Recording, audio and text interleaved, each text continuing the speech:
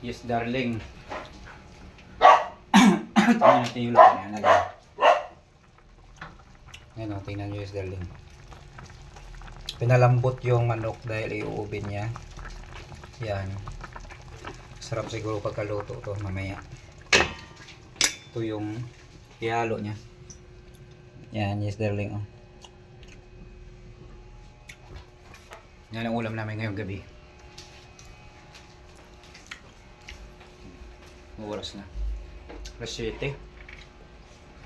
Nope! Ayan. Tatakas ka na naman ha. Teka lang, dali. Dali. Dali ka, dali. Sumunod siya. Teka dito, napit sa akin. Dali. Isbam. Isbam. Isbam. Uy. Isbam, dali. Ayaw mo ha. Aso ko yung ano. Naglalandi.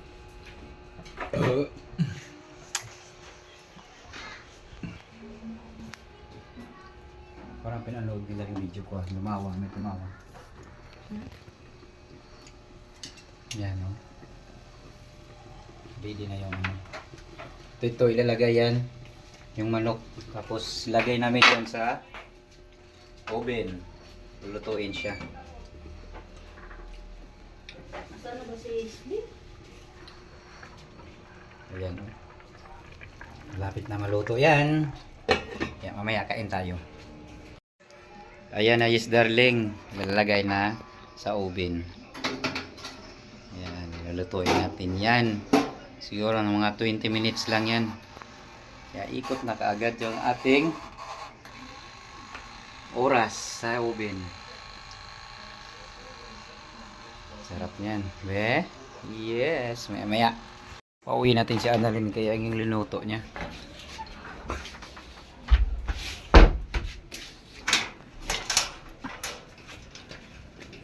Pauwiin natin.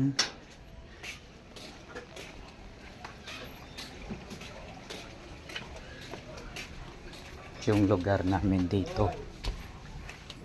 Sa aming lugar.